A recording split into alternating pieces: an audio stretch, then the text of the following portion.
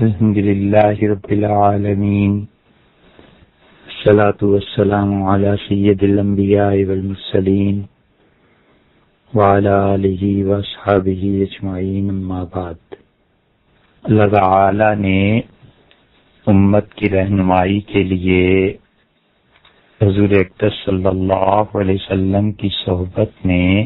رہنے والے افراد یعنی صحابہ کرام رضی اللہ عنہم کو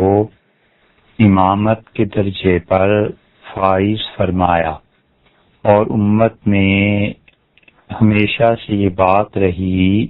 کہ صحابہ کرام رضی اللہ عنہم کو اپنا قائد، امام، دین کا شارع اور ان کے فتووں کو قابل تقلید مانا جائے۔ اس لیے حضرات صحابہ کرام رضی اللہ عنہم کی اطاعت ضروری ہے، اور ہر زمانے میں اہل اللہ اس کی طرف لوگوں کی توجہ دلاتے رہے ہیں اور یہ بتاتے رہے ہیں کہ صحابہ کرام رضی اللہ عنہم کے فتاوی پر عمل کیا جائے، اور یہ بتاتے رہے ہیں کہ حضور اقدس صلی اللہ علیہ وسلم کی جتنی بھی تعلیمات ہیں ان کو صحابہ کرام رضی اللہ عنہم کے عمل کی روشنی میں دیکھا جائے۔ اور وجہ اس کی یہ ہے کہ حضرات صحابہ کرام رضی اللہ عنہم حضور اقدس صلی اللہ علیہ وسلم کی باتوں کو بڑے غور سے دیکھتے تھے، اور وہ یہ جانتے تھے کہ حضرت رسالت مآب صلی اللہ علیہ وسلم کا کون سا کام ایسا ہے جس میں ان کی اتباع کی جائے گی، اور کون سا کام ایسا ہے جو خاص طور پر انہی کے لیے ہے، اور اللہ تعالی نے امت میں اس کا کوئی حصہ نہیں رکھا۔ ان حضرات کو اللہ تعالی نے بڑا گہرا علم اور سمجھ عنایت فرمائی تھی، اور ان حضرات کو اللہ تعالی نے اس امت کے لیے قدوہ اور اس امت کے لیے امامت کے درجے پہ رکھا، اور بتایا کہ یہ ایسے لوگ ہیں کہ اللہ تعالی نے فسق و فجور، کفر اور گناہوں سے نفرت ان کے دلوں میں سمو دی ہے۔ ان کے دلوں نے اس بات کو جذب کر لیا ہے کہ وہ شریعت کی مخالفت کو برداشت نہیں کریں گے۔ اسی لیے ان سب حضرات کی عزت اور احترام کا حکم اللہ نے دیا ہے، اور اللہ تعالی نے ان کے ایمان کی بھی گواہی دی ہے، اور اللہ تعالی نے بتایا ہے کہ ان حضرات کا ایمان مکمل اور کامل ہے۔ قرآن کریم میں اگر یہ مقام دیکھنا ہو تو پھر سورہ انفال کے آخری حصے کو پڑھنا چاہیے، جہاں اللہ تعالی نے تمام صحابہ کرام رضی اللہ عنہم، خواہ وہ مہاجرین ہوں یا انصار ہوں، ان سب پر اپنی رحمت، اپنی مہربانی اور اپنی رضا کا اظہار ان سب کے لیے ارشاد فرمایا ہے۔ اہل سنت والجماعت یہ وہ لوگ ہیں جو ان کے صحیح معنی میں پیروکار ہیں۔ حضرت مجدد الفسانی سرہندی رحمۃ اللہ علیہ اپنے مکتوبات میں ایک جگہ فرماتے ہیں کہ بہت سے فرقے امت میں بن گئے ہیں، لیکن ما انا علیہ و اصحابی یعنی آن فرقہ واحدہ ناجیہ انند کے ایشانان بر طریقے کے من برآں طریقم و اصحاب من برآں طریقن، کہ وہ فرقہ جو نجات پانے والا ہے وہ ہیں جو صحابہ کرام رضی اللہ عنہم ہیں، اور حضور صلی اللہ علیہ وسلم نے فرمایا کہ جس راستے پہ میں چل رہا ہوں اور میرے اصحاب رضی اللہ عنہم ہیں، بس یہ راستہ ہے جو حقیقت میں نجات کا راستہ ہے۔ اسی لیے اس بات سے منع فرمایا گیا کہ صحابہ کرام رضی اللہ عنہم پر تنقید کی جائے، اور اس بات سے منع کیا گیا کہ ان کو برا بھلا کہا جائے۔ حضرت مجدد الفسانی سندھی رحمۃ اللہ علیہ اپنے مکتوبات شریف میں ایک جگہ فرماتے ہیں کہ یقین تصور فرمائیں، یقین سے یہ بات جان لینی چاہیے کہ فساد صحبت مبتدع، جو آدمی دین میں نئے نئے راستے ایجاد کرتا ہے، اس آدمی کی صحبت میں بیٹھ کر جتنا دین بگڑتا ہے زیادہ از فساد صحبت کافر کی صحبت میں رہ کر دین اتنا نہیں بگڑتا۔ وہ بدترین جمعی فرق، اور جتنے بھی فرقے ہوئے ہیں سب سے بدتر مبتدعان وہ بدعتی ہیں۔ جماعتاً وہ ایک ایسا گروہ ہے کہ اصحاب پیغمبر علیہ وآلہ والسلام بغضدار، کہ وہ حضور اقدس صلی اللہ علیہ وسلم کے صحابہ رضی اللہ عنہ سے ان کے دلوں میں بغض ہے، اور اللہ تعالی نے ان کو خود اشارہ کفار میں نامد یہ کہا ہے قرآن میں کافر ہیں، لیغیظ بہم الکفار، تاکہ صحابہ رضی اللہ عنہ کی ترقی سے ان کا جی جلتا ہے۔ اور پھر بتاتے ہیں کہ قرآن و شریعت را اصحاب تبلیغ نمودہ اند، یہ کتاب و سنت جو ہے یہ ہم تک صحابہ کرام رضی اللہ عنہم کے واسطے ہی سے پہنچی ہے۔ اگر ایشان متعون باشن، اور اگر صحابہ رضی اللہ عنہ کے متعلق یہ کہا جائے کہ وہ لوگ درست نہیں تھے، تان در قرآن و شریعت لازمی آئے، تو پھر قرآن کریم جو ہے اس کا کیا اعتبار ہوگا، حضور صلی اللہ علیہ وسلم کی سنت کا کیا اعتبار ہوگا؟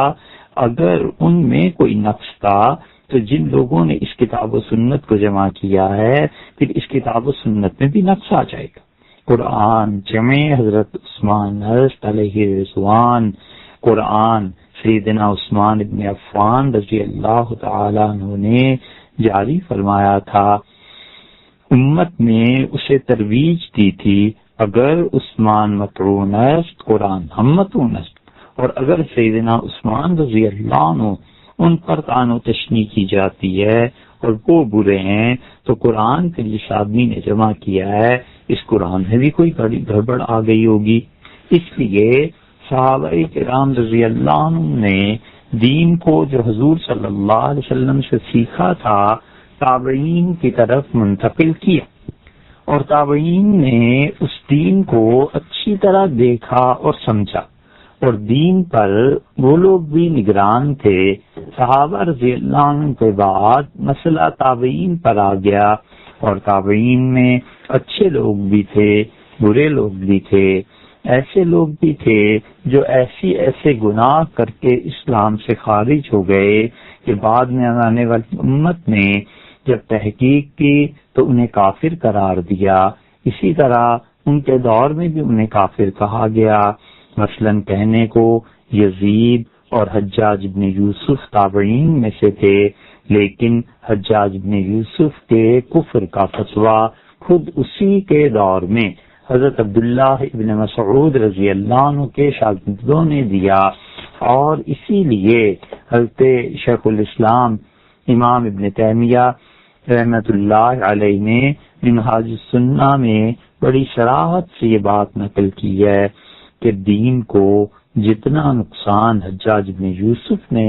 دیا، اور حجاج بن یوسف جتنا بڑا ظالم تھا یزید اس کے مقابلے میں تھوڑا تھا، حجاج تو یزید سے بھی بڑھ گیا، اور اسی لیے ابن مسعود رضی اللہ عنہ کے شاگرد اسے کافر کہتے تھے،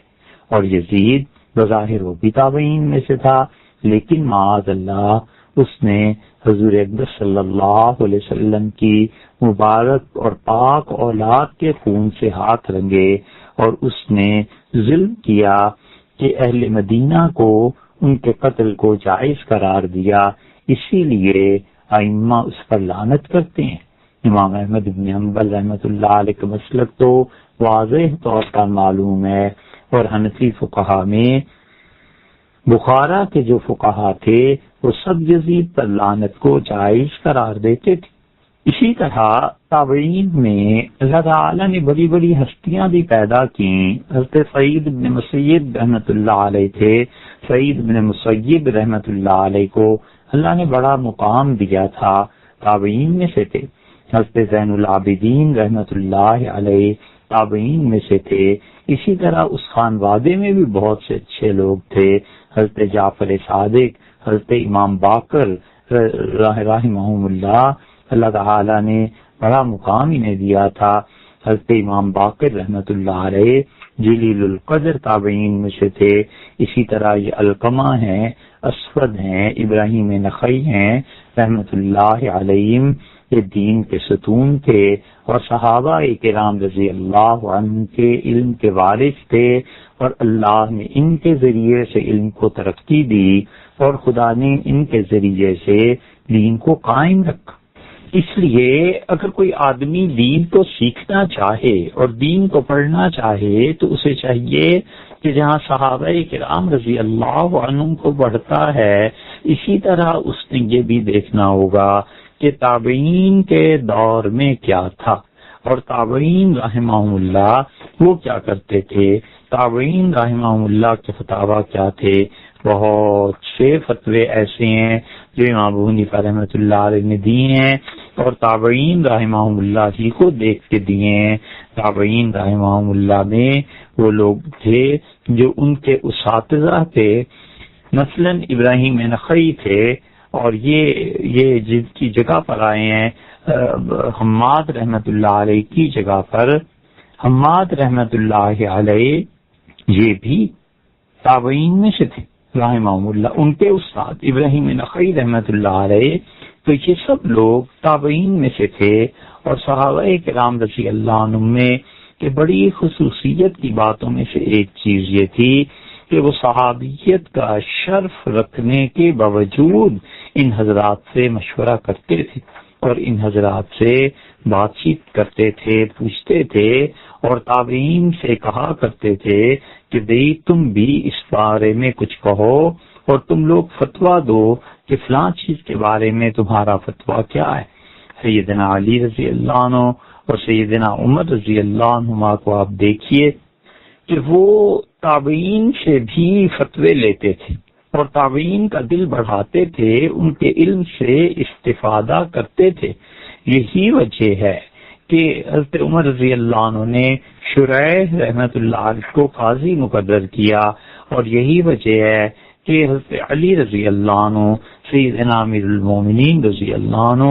اپنے شاگردوں سے بھی مشورے لیتے تھے، فتوے پوچھتے تھے. چنانچہ جب وہ کوفہ میں تشریف لائے ہیں تو کوفہ میں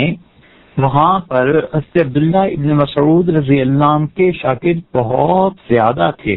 تو سیدنا علی رضی اللہ عنہ جب فیصلہ کرتے تھے تو حضرت عبداللہ ابن مسعود رضی اللہ عنہ کے شاگردوں سے بھی پوچھتے تھے اور شاگردوں سے مشورہ بھی لیتے تھے.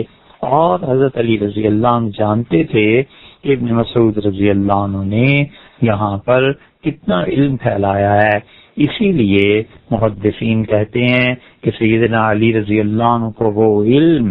جس کے راوی عبداللہ ابن مسعود رضی اللہ عنہ کے شاگرد ہیں اس پر زیادہ اعتماد کیا جائے گا، قابل بھروسہ ہے، کیونکہ ابن مسعود رضی اللہ عنہ کے شاگرد ایسے کچے نہیں تھے کہ کوئی غلط روایت کر دیں یا صحابہ کرام رضی اللہ عنہ سے سنا ہو اور معاذ اللہ اپنے پاس سے اس سے میں کچھ چیز ملاتے. ان جلیل القدر تابعین میں سے مثلاً حسن بصری رحمۃ اللہ علیہ ہیں. سیدنا علی رضی اللہ عنہ ان سے مشورہ کرتے تھے، ان سے فتویٰ لیتے تھے اور وہ قضا نافذ بھی فرما دیتے تھے. جو حسن بصری رحمۃ اللہ علیہ فتویٰ دیتے تھے یا فیصلہ فرماتے تھے.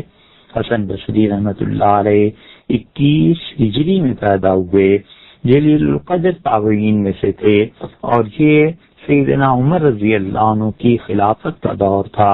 صحابہ کرام رضی اللہ عنہ کی بہت بڑی تعداد ابھی زندہ اور حیات تھی، اور سیدنا حسن بصری رحمۃ اللہ علیہ حضرت عمر رضی اللہ عنہ کی شہادت سے 2 برس پہلے دنیا میں آئے ہیں. ان کا اصل نام حسن تھا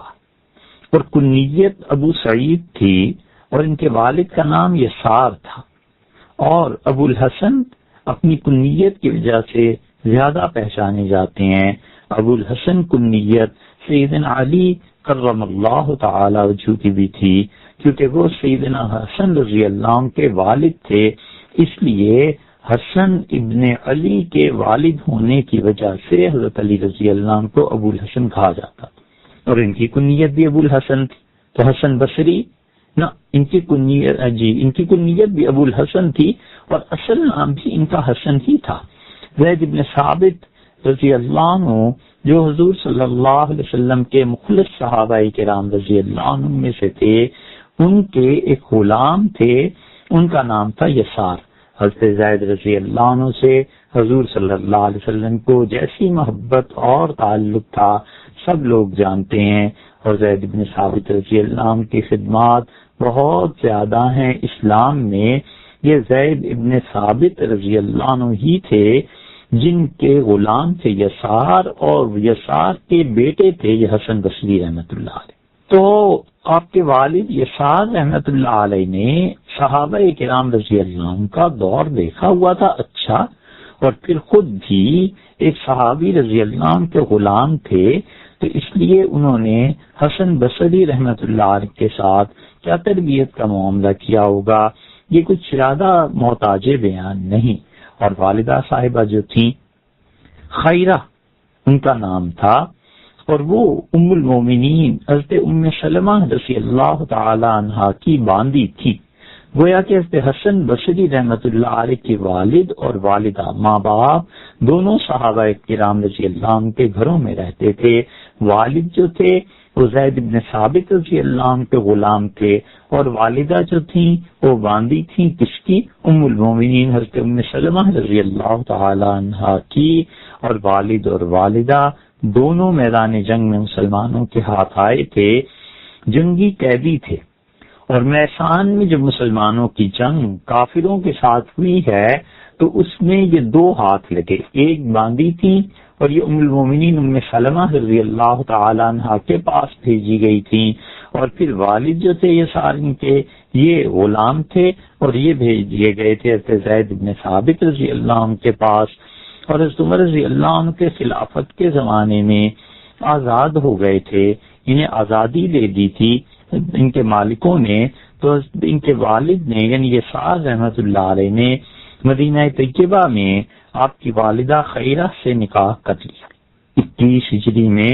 آپ کی پیدائش ہوئی، اور سیدنا عمر رضی اللہ عنہ کے خلافت کے بھی 2 سال باقی تھے۔ ان کے والد یسار رحمۃ اللہ علیہ اس مبارک بچے کو اپنے زمانے کے امام ہونے والے چھوٹے سے چند دن کے بچے کو اٹھا کر لائے، کہ چند گھنٹے کے ہوں گے، اٹھا کر لائے اور سیدنا عمر رضی اللہ عنہ کی گود میں ڈالا۔ حضرت عمر رضی اللہ عنہ نے دیکھا، بہت خوش ہوئے، اور پھر کوئی میٹھی چیز چبا کے سیدنا عمر رضی اللہ عنہ نے اپنا لعاب مبارک، اپنا تھوک اور اپنا مبارک تھوک اور جو مٹھاس کی چیز تھی یہ حسن بصری رحمۃ اللہ علیہ کے منہ میں ڈالی۔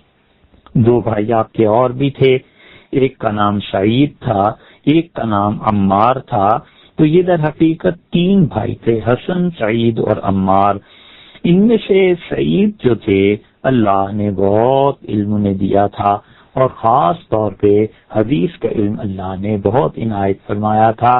حدیث کا اتنا علم تھا کہ لوگ ان کی طرف رجوع کرتے تھے، اور دوسرے جو بھائی تھے ان کے عمار، ان پر عبادت کا غلبہ ہو گیا تھا،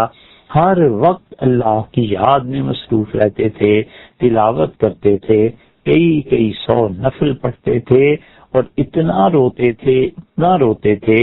کہ کثرت گریہ کی وجہ سے دونوں گالوں پر نشان پڑ گئے تھے، آنسو مسلسل بہتے رہتے تھے، اور ان آنسوؤں نے نشانات ڈال دیے تھے، 2 لکیریں سی بن گئی تھیں، تو لوگ دیکھتے تھے تو سمجھ جاتے تھے کہ خدا کا خوف اور خدا کی محبت اس رونے نے ایسے کیا ہے جیسے کہ انسان کے ماتھے پر نشان پڑ جاتا ہے کہ وہ زیادہ نماز پڑھتا ہے۔ بالکل اسی طرح ان کے ساتھ بھی یہ ہوا، اور اس طرح ان کے ان کے گالوں پر لکیریں پڑ گئیں. تو سعید علم میں مصروف ہو گئے، عمار عبادت میں مصروف ہو گئے، اور تیسرے یہ رہ گئے تھے حسن بصری رحمۃ اللہ علیہ. اللہ تعالیٰ نے دونوں چیزیں اس بھائی میں جمع کر دی، اور اس طرح کہ علم بھی اللہ نے خوب دیا. اندازہ ہوگا آپ کو جب ان کی شخصیت کا یہ پہلو بیان کریں گے کہ کتنا علم اللہ نے دیا تھا. فقہ گویا کہ ان کا میدان تھا، حدیث صحابہ کرام رضی اللہ عنہ سے سنی تھی، اور خود کہتے تھے کہ ایسی روایات بھی ہیں جو میں نے 500 صحابہ کرام رضی اللہ عنہ سے ایک ہی مضمون ایک ہی بات سنی ہے. تو اس اعتبار سے علم بھی بہت ہو گیا تھا، اور اس کے ساتھ ساتھ عبادت میں بھی خدا نے حصہ دیا تھا. تو گویا یہ صفات آپ میں جمع ہو گئیں. حسن بصری رحمت اللہ علیہ کے منہ میں حضرت امیر المومنین سیدنا عمر رضی اللہ عنہ نے اپنا لعاب ڈالا تھا. اب حسن بصری رحمت اللہ علیہ کی والدہ جو تھیں وہ ام المومنین حضرت ام سلمہ رضی اللہ عنہا کے پاس رہ کر خدمت کرتی رہتی تھیں. اور ایسا بھی ہوتا تھا کہ آپ کی والدہ خیرہ یہ کسی کام کے لیے چلی جاتی تھیں تو بچے تھے چھوٹے، رونے لگتے تھے، چند مہینوں کے تھے، رونے لگتے تھے. تو یہ رونا دیکھ کر حضرت ام المومنین ام سلمہ رضی اللہ عنہا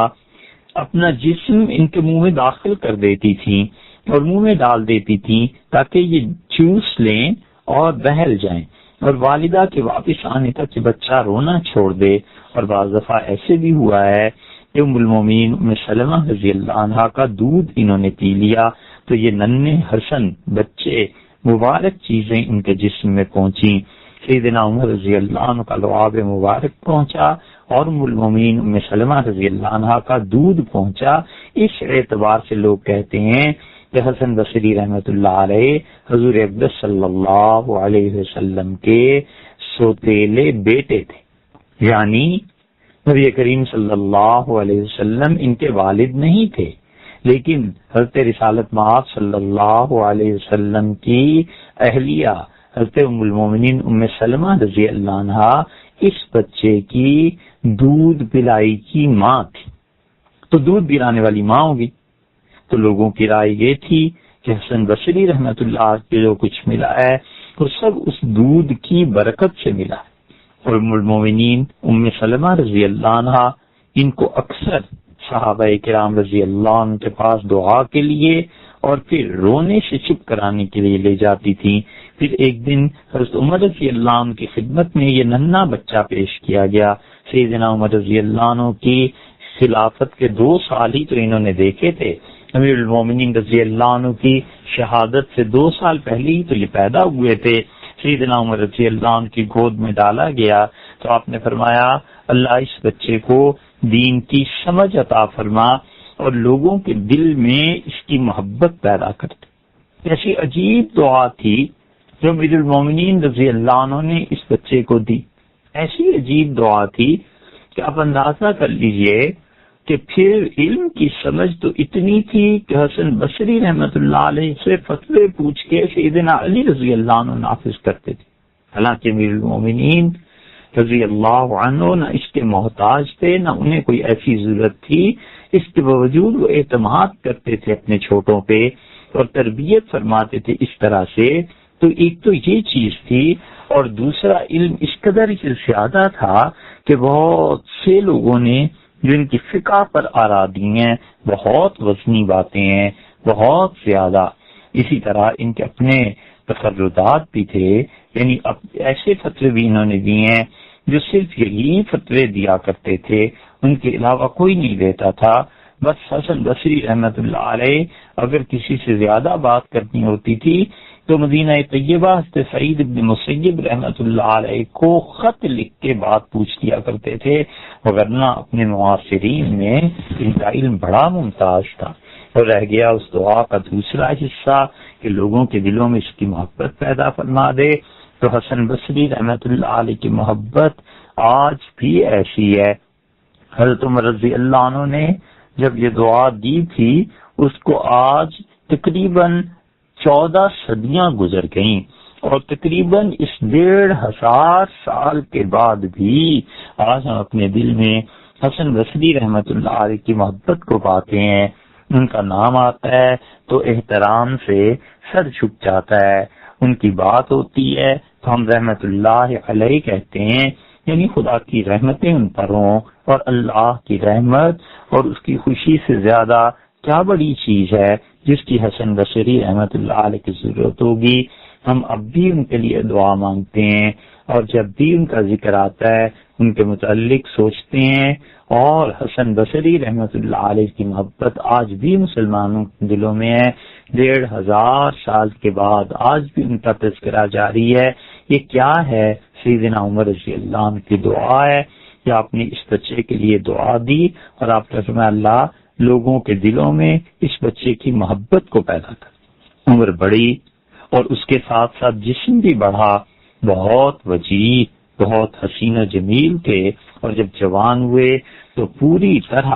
مردانہ حسن نکھر کر سامنے آ گیا، بڑے جسیم تھے، بہت جسیم تھے۔ اسمعی ایک بزرگ تھے، وہ کہتے تھے کہ میں نے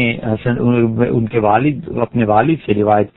کرتے تھے اور کہتے تھے کہ حسن بصری رحمت اللہ سے بڑھ کر کسی آدمی کے ہاتھ کی ہڈیاں میں نے اتنی چوڑی نہیں دیکھی، اور وہ کہتے تھے میں نے حسن بصری رحمت اللہ علیہ کا ہاتھ پکڑا تو ہاتھ اور ہڈی کا جو جوڑ تھا اوپر کا، یہ ہڈی ان کے بازو کی اتنی چوڑی تھی کہ ایک بالشت پوری ہو جاتی تھی، ایک بالشت ہاتھ پورا ہو جاتا تھا، ہڈی پوری ہو جاتی تھی، یعنی بازو کی ہڈی جو کوہنی سے شروع ہوتی ہے اور پھر ہاتھ کی طرف آتی ہے،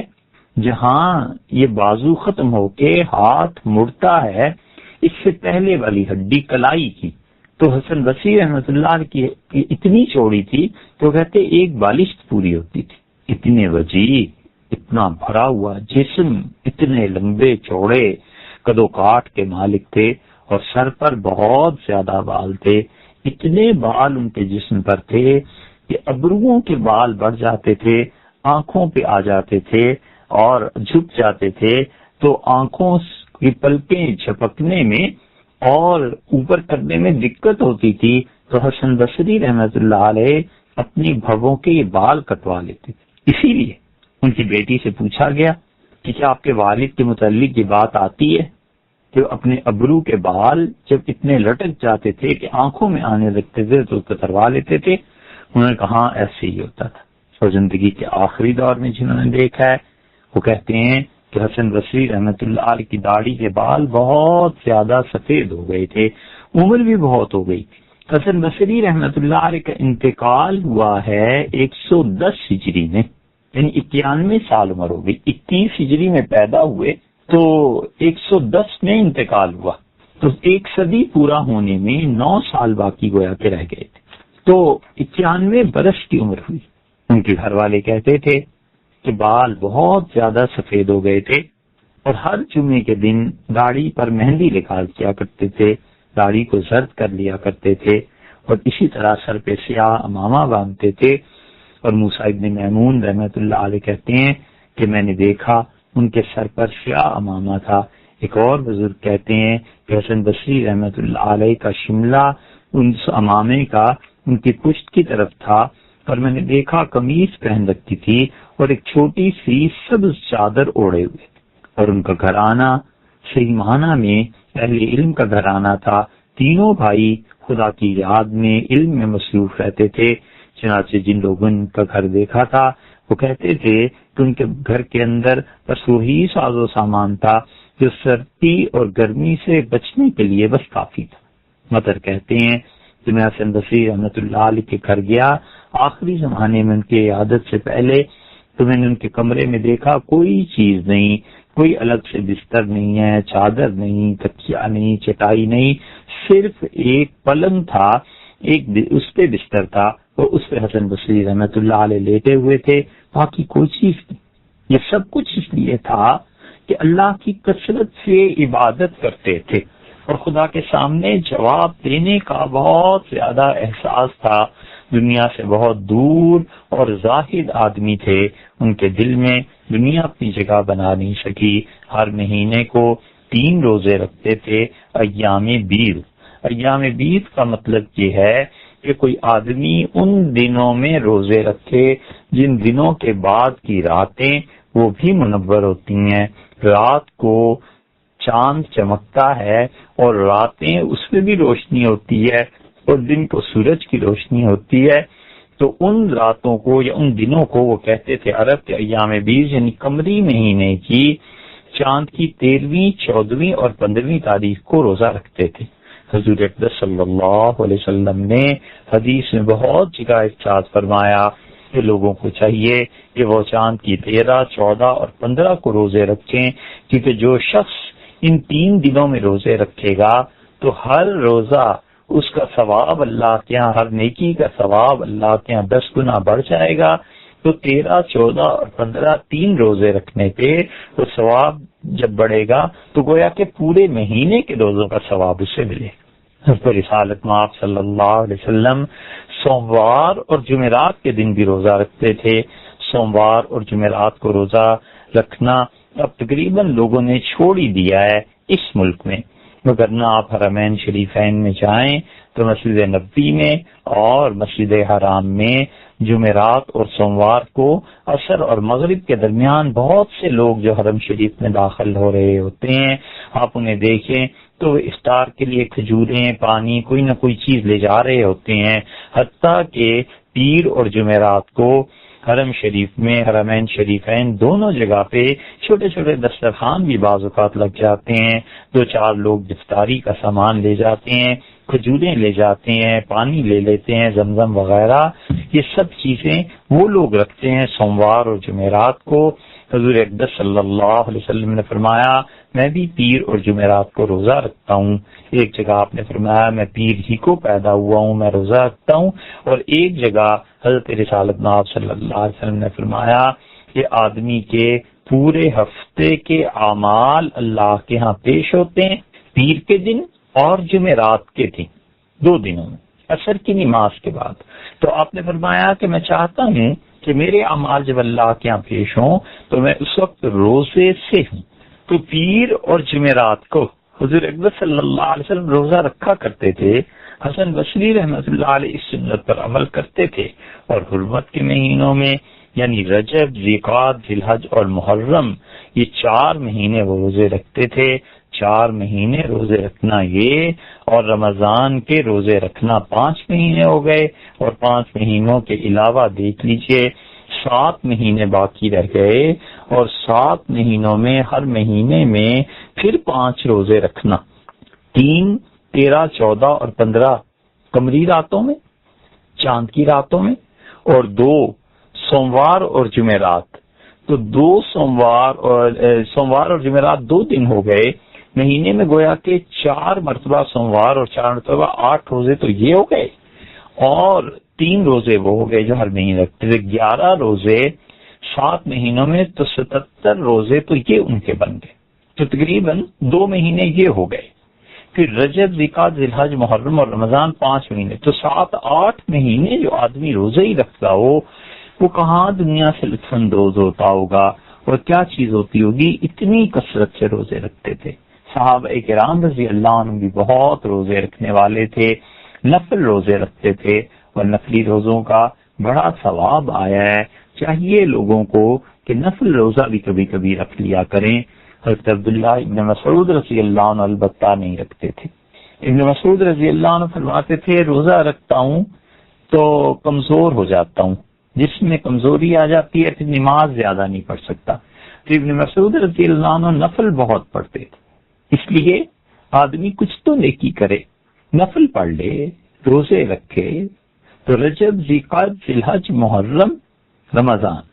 5 یہ اور باقی بھی. حسن بصری رحمۃ اللہ علیہ اس کے باوجود اتنے روزے اور نماز ڈرتے تھے خدا سے اتنا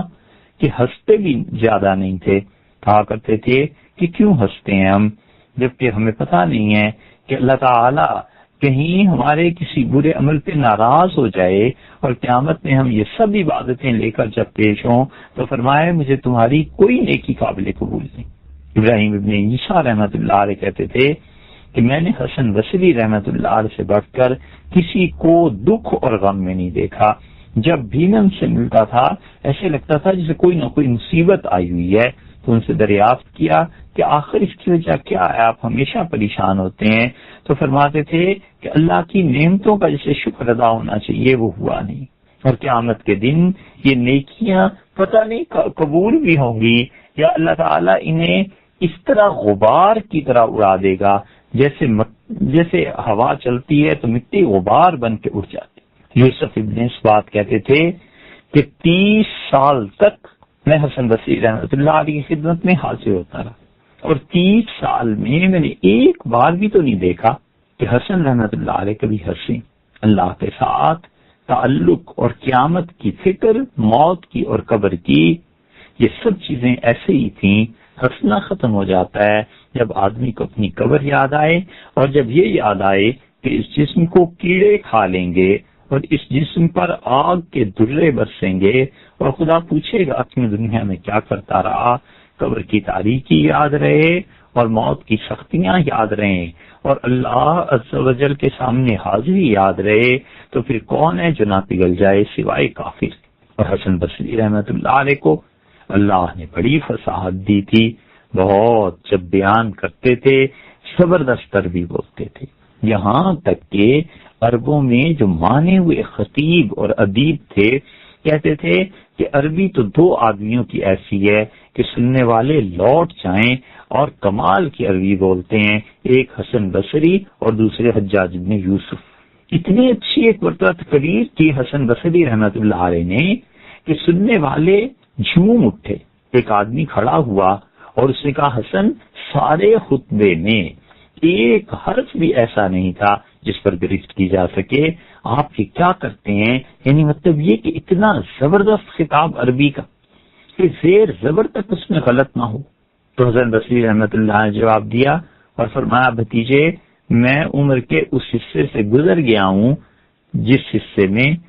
عربی بولنے میں غلطیاں ہوا کرتی ہیں. مراد یہ تھی کہ بچے ہیں جو زیر زبر میں غلطی کر جاتے ہیں، نیا سیکھتے ہیں بولنا، تو ان کے بولنے میں غلطی ہو جاتی ہے. میں اس عمر سے آگے نکل گیا. اس کا نتیجہ کیا نکلا کہ اللہ تعالیٰ نے دنیا سے محبت نہ ہونے کی وجہ سے ان کے دل کو حکمت سے پر کر دیا. اور حکمت ایسی تھی کہ لوگ کہتے تھے حسن بصری رحمۃ اللہ علیہ جب بولتے ہیں تو ایسے لگتا ہے کہ انبیاء علیہ الصلوۃ والسلام کا کلام ہے. اور اس امر پر سب کا اتفاق ہے کہ حضور اکبر صلی اللہ علیہ وسلم کے صحابہ کرام رضی اللہ عنہ جو بولتے تھے حسن بصری رحمۃ اللہ علیہ بھی اسی طرح بولا کرتے تھے. یہاں تک کہ ایک تابعی عوام رحمۃ اللہ علیہ کہتے ہیں کہ حسن بصری میں حضور صلی اللہ علیہ وسلم کی شباہت پائی جاتی تھی. مطلب اس کا یہ ہے کہ نبی کریم صلی اللہ علیہ وسلم جس طرح فصاحت اور بلاغت سے کلام کرتے تھے، جس طرح حکمت حضور اکبر صلی اللہ علیہ وسلم کی زبان پر پھوٹتی تھی، اسی طرح حسن بصری رحمۃ اللہ علیہ کا بھی معاملہ ایسے ہی تھا. صحت خراب ہو گئی. حضرت معاویہ رضی اللہ عنہ کا دور تھا اور عبداللہ ابن عامر کی طرف سے خراسان جو تھا صوبہ، اس پہ ربیع ابن زیاد رہتے تھے. پھر عدی کو مقرر کیا گیا، وہ بصرہ کے قاضی تھے. حسن بصری رحمۃ اللہ علیہ کو عدی نے اپنے ساتھ رکھا. پھر ان کی صحت خراب ہو گئی تو انہوں نے حکومتی عہدے سے معذرت کر لی. حسن بصری رحمۃ اللہ علیہ صرف یہی نہیں کہ علم میں اتنے بڑے ہوئے تھے، دنیا سے بے رغبتی میں، حکمت میں اور عبادت میں، اس کے ساتھ ساتھ میدان جنگ کے بھی زبردست شاہ سوار تھے. آپ کا شمار ان لوگوں میں ہوتا ہے جو میدان جنگ میں بڑے جم کر لڑنے والے تھے، جرت اور بہادری اس کا مظاہرہ کرتے تھے. تذکرۃ الحفاظ میں آیا ہے کہ امام ذہبی رحمۃ اللہ علیہ لکھتے ہیں کہ حسن بصری رحمۃ اللہ علیہ کو دیکھنا ہو تو جہاد، علم اور عمل، یہ تینوں چیزیں اللہ نے اس میں جمع کر دی تھی. آذربائیجان کی فتح میں شریک تھے، کابل پہنچے اور کابل میں 2 سال رہے ہیں. یہ افغانستان کے دارالحکومت کابل ہے، اس میں آپ سیکرٹری بھی رہے. فارسی حسن بصری رحمۃ اللہ علیہ نے یہیں سے سیکھی تھی. بڑے سے بڑا ظالم حکمران ان کے دور میں آیا تو دیکھتے تھے اور اس پر تنقید سے نہیں چونکتے تھے. لیکن وہ کہتے تھے کہ حکومت کے خلاف تلوار مت اٹھاؤ، جدوجہد کرو، بات چیت کرو اور حکومت کی تبدیلی کی کوشش کرو بغیر اس کے کہ تم تلوار اٹھاؤ۔ اسی لیے جب ابن اشعث نے حجاج ابن یوسف کے خلاف بغاوت کی ہے تو لوگوں نے کہا کہ آپ کی رائے اس کے بارے میں کیا ہے، تو انہوں نے بہت اچھی رائے دی ابن اشعث کے متعلق، انہوں نے اچھے خیالات کا اظہار کیا، اور حجاج کے خلاف بغاوت کے متعلق انہوں نے کہا کہ اس سرکش انسان یعنی حجاج جس کو تم ذکر کرتے ہو سفاک ہے، لوگوں کا خون بہایا، ان کا مال لوٹا، لیکن میری رائے یہ ہے کہ تم لوگ اس کے خلاف جنگ نہ کرو۔ اور فرماتے تھے کہ دیکھو یہ ظالم حکمران حجاج اگر خدا کا عذاب بن کر آیا ہے تو ہم تلواروں کے ذریعے خدا کے عذاب کو نہیں پھیر سکتے، اور اگر یہ خدا نے ہماری آزمائش کی ہے تو صبر کرنا چاہیے یہاں تک کہ اللہ اپنا فیصلہ کرتے۔ ابن اشعث نے جب حجاج ابن یوسف کے خلاف خروج کا ارادہ کیا تو ابن اشعث رحمت اللہ علیہ کے ساتھ بڑے بڑے اکابر تابعین تھے۔ ابراہیم نخعی رحمت اللہ علیہ کہتے تھے کہ حجاج کے خلاف ابن اشعث جب نکلے ہیں تو ان میں 4000 شاگرد تو صرف عبداللہ ابن مسعود رضی اللہ عنہ کے نکلے، اور وہ سب کہتے تھے کہ حجاج ابن یوسف کو دیکھو نماز پڑھتا ہے اور وقت سے ہٹا کے ظہر اتنی دیر سے پڑھتا ہے کہ وہ عصر کا وقت شروع ہو جائے، اور عصر اتنی دیر سے پڑھتا ہے کہ مغرب کے قریب۔ تو جب ہمارے حکمران نمازیں تو پڑھیں لیکن وقت کی پابندی نہ کریں تو خدا کی قسم ہمیں ان کے خلاف اٹھ کھڑا ہونا چاہیے، ایسے نہ ہو کہ آسمان سے پتھر برسیں۔ وہاں گئے وہ مسلمان جن کے حکمران سرے سے نماز پڑھتے ہی نہیں ہیں، اور کہاں گئی وہ غیرت کہ ایسے مسلمان تھے جو صرف نماز کا وقت اس کا خیال نہ رکھنے والے حکمرانوں کے خلاف اٹھ کھڑے ہوتے تھے۔ اب ظاہر ہے کہ عوام خود ہی نماز نہیں پڑھتے۔ پوری امت کو اگر آپ دیکھنا شروع کریں، اور خاص طور پہ جہاں یہ باتیں کہی اور سنی جا رہی ہیں جس ملک میں 5% لوگ نماز نہیں پڑھتے، یہ مسجدوں میں جو رش نظر آتا ہے اس کی یہ وجہ نہیں ہے کہ اب جوان زیادہ نماز پڑھنے لگ گئے ہیں، یہی مسجدیں تھیں، تھوڑا بہت اضافہ ہو گیا، اس وقت آبادیاں کم تھی۔ جس وقت آبادی 3 کروڑ تھی جب یہ ملک بنا اور بر صغیر تقسیم ہوا اور بھارت الگ ہوا، تو اس وقت آبادی اس خطے کی 3 کروڑ تھی، اس کا 1-2% مسجدوں میں آتا تھا۔ اب آبادی 6 گنا بڑھ گئی، 18 کروڑ تک جا پہنچی، اب اس کا 1-2% آتا ہے۔ لوگ کہتے ہیں مسجدیں چھوٹی ہو گئی، ارے بھائی مسجدیں کہاں سے چھوٹی ہو گئی اور جوان کہاں سے آ گئے؟ وہی 1-2% پہلے بھی نماز پڑھتے تھے وہی اب پڑھتے ہیں، اور نمازی زیادہ بھی ہو جائیں تو انسان تو کم ہو گئے۔ ہر آدمی جو مسجد میں نماز پڑھنے آتا ہے یہ انسان تھوڑے ہی ہے، انسان اور ہوا کرتے ہیں۔ تو ابن اشعث وہ اٹھے تو ان کے مشیروں نے کہا کہ اگر آپ چاہتے ہیں کہ عامت الناس پبلک اٹھے اور لوگ آپ کا ساتھ دیں تو ایک شخص بس آپ کے ساتھ ہونا چاہیے، لوگوں کو اس کی رائے پر پورا بھروسہ ہے اور لوگوں کے دلوں میں اس شخص کی محبت گھر کر گئی ہے اور گر گئی ہے، اور اس شخص کی خاطر لوگ جان قربان کر دیں گے۔ اگر آپ چاہتے ہیں ابن اشعث کہ آپ کے گرد اس طرح لوگ اپنی جانوں کو نچھاور کر دیں جس طرح جنگ جمل میں سیدہ عائشہ ام المؤمنین رضی اللہ عنہ کے اونٹ کے گرد بڑے بڑے شہر سواروں نے اپنی گردنیں کٹا دی تھیں، تو پھر ایک شخص کو لے آؤ کسی طرح اپنے ساتھ، اور وہ شخص ہے حسن بصری۔ لوگ ان کے فتوے کا احترام کرتے ہیں، اور حسن رحمت اللہ علیہ جس طرح چل پڑیں گے لوگ ان کے پیچھے چل پڑیں گے، حسن کہیں گے تو لوگ اپنی گردنیں اپنے ہاتھوں پہ رکھ کے پیش کر دیں گے۔ ابن اشعث نے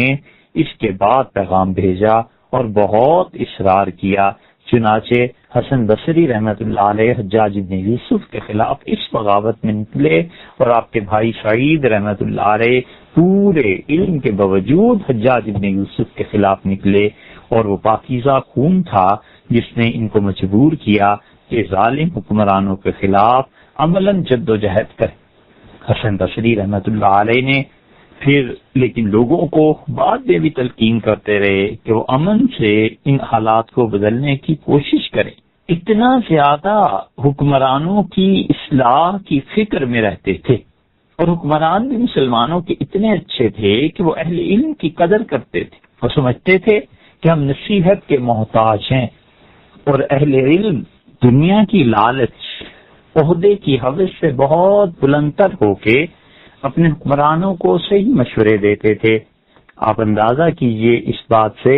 کہ حضرت عمر بن عبدالعزیز رحمت اللہ علیہ کی جب حکومت آئی ہے تو انہوں نے حضرت حسن بصری رحمت اللہ علیہ کو خط لکھا، اور یہ لکھا کہ مجھے حکمرانی دے دی گئی ہے، میں آزمائش میں پڑ گیا ہوں، اور حسن میرے لیے ایسے مشیر تلاش کر دیجئے جو اس بوجھ کو اٹھانے میں میری مدد کرے. حسن بصری رحمت اللہ علیہ نے حضرت عمر بن عبدالعزیز رحمت اللہ علیہ کو جواب لکھا، اور عجیب جواب لکھا. کہا کہ میں آپ کو ان لوگوں کے نام بھیجوں جو دنیا چاہتے ہیں، عہدے اور مال کو چاہتے ہیں، تو یقیناً آپ نہیں پسند کریں گے، اور جو میری نظر میں دیندار لوگ ہیں وہ حکومت کا کوئی عہدہ نہیں لینا چاہتے. اس لیے عمر بس اللہ سے مدد مانگے. بہت اچھی نصیحت تھی. یہ اس زمانے کا عمومی رواج تھا کہ لوگ اللہ سے ڈرتے تھے کہ اگر آج ہم نے کوئی عہدہ لے لیا حکومت کا اور اس کا حق ادا نہ ہو سکا، قیامت میں اللہ کے ہاں کیا جواب دیں گے. یہی چیز سیدنا عمر رضی اللہ عنہ کو بھی تھی، اور یہی بات سیدنا علی بن ابی طالب رضی اللہ عنہ میں بھی تھی. عمر ابن حبیرہ یہ جب عراق کا والی مقرر ہوا تو اس نے حسن بصری اور عامر شعبی رحمت اللہ علیہ دونوں کو بلوایا اور کہا کہ میں آپ سے ملنا چاہتا ہوں. اور اس عمر نے ان دونوں کے لیے ایک مکان مخصوص کر دیا اور ان دونوں کے لیے رہائش کا بندوبست کیا، اور یہ دونوں حضرات 1 مہینے تک رہے. عمر ابن حبیرہ آج آ رہا ہے، کل آ رہا ہے، آخر سے فرصت ملی، اور ایک دن اس کے ایک نوکر نے آ کے اطلاع دی کہ بس تھوڑی دیر میں امیر شہر آپ سے ملنے آ رہے ہیں. ابن حبیرہ لاٹھی کے سہارے چلتے ہوئے کمرے میں داخل ہوئے اور دونوں کی تعظیم اور آداب بجا لائے، اور پھر کہنے لگے کہ حسن اور عامر، دیکھو امیر المومنین اس وقت کا وہ عبد الملک کا بیٹا یزید ہے، اور وہ شام سے مجھے مختلف حکم بھیجتا رہتا ہے. اگر میں اس کی ساری باتیں مان لوں کہ کس کو قتل کرنا ہے، کس کو جیل میں ڈالنا ہے، کس کے خلاف کیا کارروائی کرنی ہے، تو پھر تو میں برباد ہو گیا، میری عاقبت خراب ہو جائے گی. اور اتنا تنگ آ گیا ہوں اس صورتحال سے کہ اگر میں مرکز کی اطاعت کرتا ہوں تو اللہ کی نافرمانی کا مرتکب ہوتا ہوں، اور اگر مرکز سے جان چھڑا کر اللہ تعالیٰ کا اطاعت گزار بندہ بنتا ہوں تو یہ عہدہ جاتا ہے. تو کیا کوئی صورت ممکن ہے کسی طرح مجھے چھٹکارا مل سکتا ہے کہ میں اس عہدے پر تو قائم رہوں لیکن وہ جو یزید بن عبد الملک ہے اس کی باتیں نہ مانوں؟ حسن بصری رحمت اللہ علیہ نے شعبی سے کہا عامر آپ جواب دیجئے. تو عامر رحمت اللہ علیہ سمجھ گئے کہ یہ شخص پھنسا ہوا ہے، ہمیں کیا ضرورت پیش آئی ہے کہ اس پرانے اور پرائے کنویں میں اپنا ڈول ڈالیں. تو انہوں نے بات شروع کی، اور ابن حبیرہ نے عراق میں صرف جو اچھے کام کیے تھے ان کی تعریف کر کے چپ ہو گئے. عمر ابن حبیرہ سمجھ گیا کہ یہ تو کچھ نہیں کہتے. حسن بصری رحمت اللہ سے پوچھا کہ وہ سعید آپ کا کیا خیال ہے؟ تو حسن بصری رحمت اللہ علیہ جو حق گوئی میں اپنا جواب نہیں رکھتے تھے، انہوں نے کہا جو کچھ عامر نے کہا آپ نے سن لیا. تو میں یہ کہہ سکتا ہوں کہ عمر وہ دن یاد رکھنا، ابھی کچھ ہی دنوں کے بعد ایک تند خو سخت مزاج کا فرشتہ جس میں بالکل نرمی نہیں، اور وہ فرشتہ سزا دیتا ہے ان لوگوں کو جو اللہ کے نافرمان ہیں،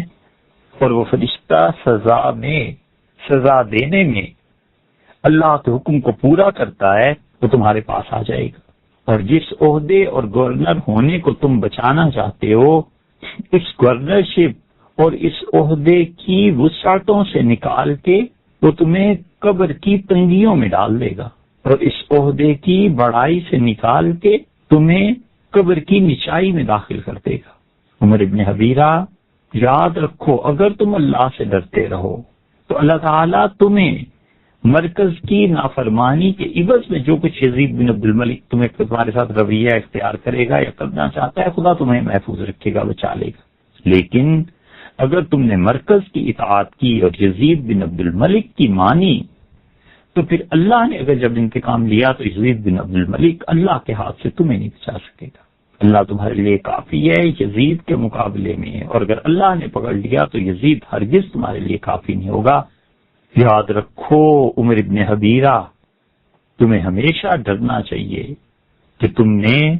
مرکز کی اطاعت میں یزید بن عبد الملک کا حکم ماننے میں جو سب سے بڑا کوئی گناہ کیا ہے،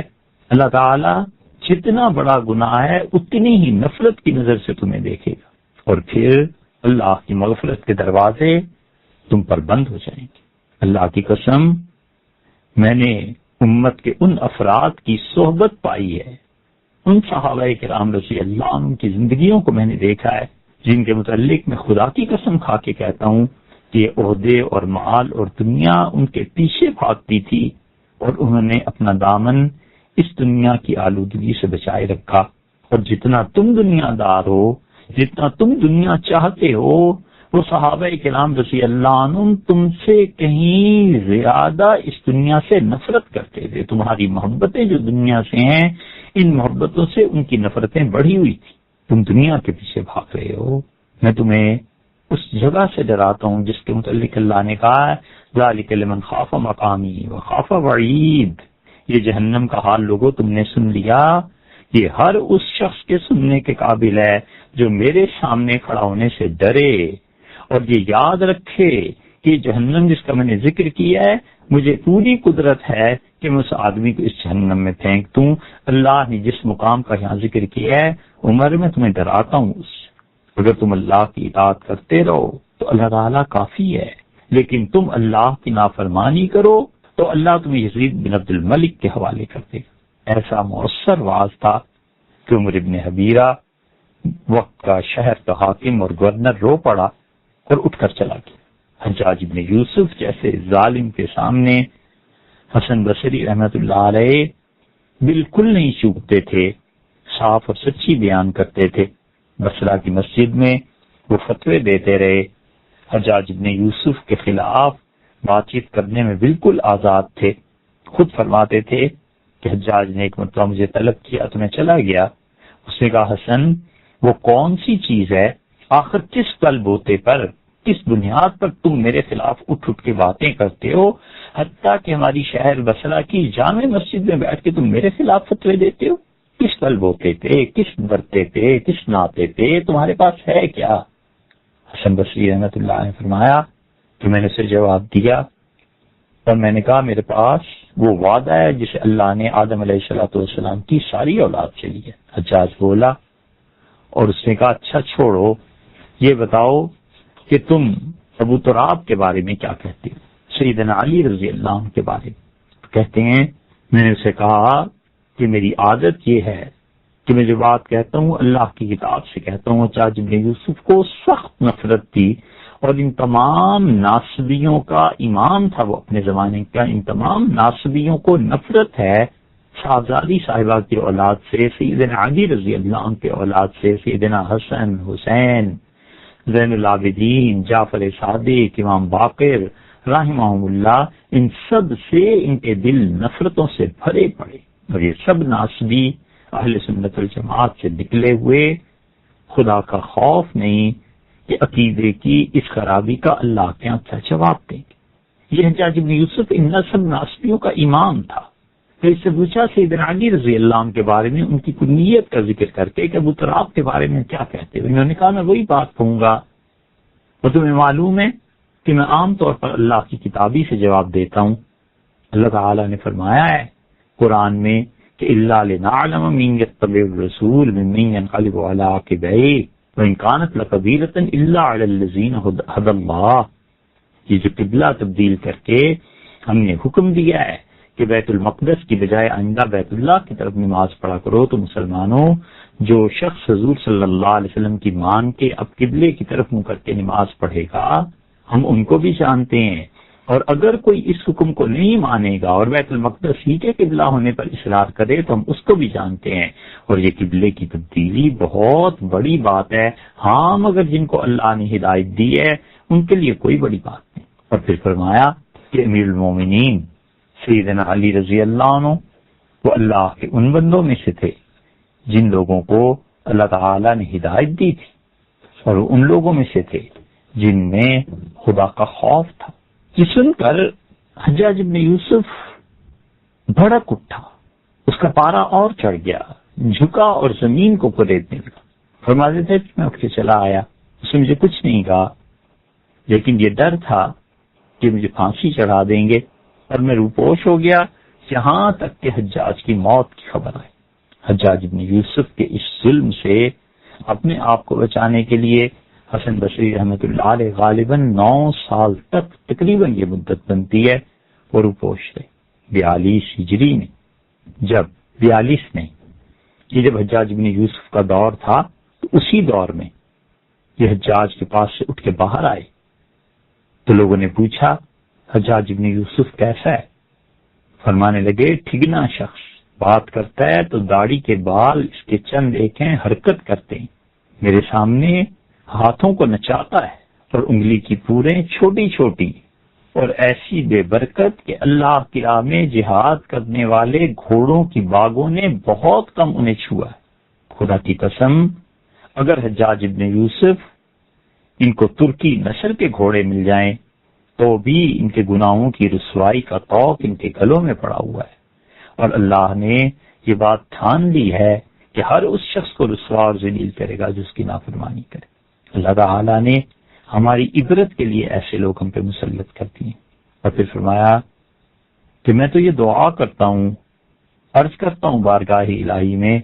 کہ اللہ حجاج کو اسی طرح ختم کر دے، دنیا سے مٹا دے جس طرح اس نے تیرے دین کو مٹا دیا۔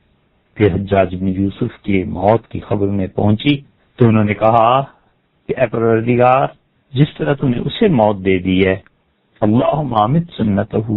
اللہ اس کے طریقے کو بھی مٹا دے۔ اے رب تو جانتا ہے یہ جب ہم پر گورنر بن کے آیا تھا تو اس کی بینائی کمزور تھی، ہاتھ بڑھاتا تھا، چھوٹے چھوٹے ہاتھ نچاتا تھا ہمارے سامنے، اور اللہ تو جانتا ہے کہ تیری راہ میں جن لوگوں نے قربانیاں دی ہیں اور جو گھوڑوں کی لگامیں تھیں ان لگاموں کو اس کا ہاتھ نہیں لگا، اس کے سر کے بال تھے، بار بار کنگھی کرتا تھا، اپنے بالوں کا خیال رکھتا تھا، چلنے میں لڑکھڑاتا تھا، کبھی کبھی ممبر پر چڑھ جاتا تھا، بکنا شروع کر دیتا تھا، حتیٰ کہ نماز کا وقت نکل جاتا تھا، نہ تو اللہ سے ڈرتا تھا کہ نماز وقت پر پڑھے، نہ لوگوں سے شرماتا تھا، اور اس کا حال یہ ہو گیا تھا کہ اوپر اللہ کی ذات اور اس کے نیچے 1,00,000 سے زیادہ سپاہی کبھی کبھی میدان میں کھڑے ہوتے تھے، اور نماز کا کوئی خیال نہیں کرتا تھا۔ اگر کوئی شخص کہہ دیتا کہ ارے بھائی نماز کا وقت ہو گیا ہے، تو پھر اس کہنے والے کے درمیان اس کے کہنے اس حجاج بن یوسف کے درمیان کبھی تلوار آ جاتی تھی، کبھی کوڑے آ جاتے تھے، یعنی نماز کے وقت کا کہنے پہ یہ لوگوں کی گردنیں اڑوا دیتا تھا، اور کبھی کبھی جب مزاج تھوڑا سا نرم ہوتا تھا تو کہتا تھا اسے نماز یاد دلانے پہ اتنے کوڑے مار۔ حسن بصری رحمۃ اللہ علیہ نے ان حالات میں زندگی بسر کی، حتیٰ کہ ان کی وفات 110 ہجری میں بصرہ میں ہو گئی، اور عمر شریف جو تھی بہت طویل ہوئی۔ جمعرات کے دن آپ کی طبیعت خراب ہو گئی اور نضر ابن عمر نے آپ کا جنازہ پڑھایا۔ جمعے کے دن آپ کا انتقال ہو، جمعرات کی شام کو انتقال ہو گیا،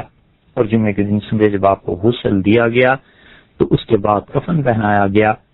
نماز جنازہ کے لیے لوگ ان کو لے کر چلے، اور تابعین رحمہ اللہ کہتے ہیں کہ اس دن پورے بصرہ میں جامع مسجد میں کسی ایک شخص نے عصر کی نماز نہیں پڑھی، اس لیے کہ جتنے مرد و عورت تھے سب کے سب نکل گئے تھے۔ پہلا موقع تھا کہ بصرہ کی جامع مسجد میں نماز نہیں پڑھی گئی، کیونکہ تمام شہر حسن بصری رحمۃ اللہ علیہ کے جنازے کے ساتھ چل پڑا تھا، اور عصر کی نماز پڑھنے کے لیے مسجد میں کوئی شخص نہیں رہا تھا۔ حسن بصری رحمۃ اللہ علیہ کا جنازہ ایسے ہوا، اللہ تعالیٰ نے اپنی رحمت فرمائی، خدا ان کے قبر کو اپنے نور سے منور کرے، اللہ تعالیٰ ان کے مقامات کو بلند کرے، خدا ان کی مساعی کو قبول کرے، اور دین کے لیے جو کام انہوں نے کیے جس سے آج بھی مسلمان نفع اٹھا رہے ہیں، اللہ تعالیٰ ان سب کا ثواب ان کی پاک روح تک پہنچائے۔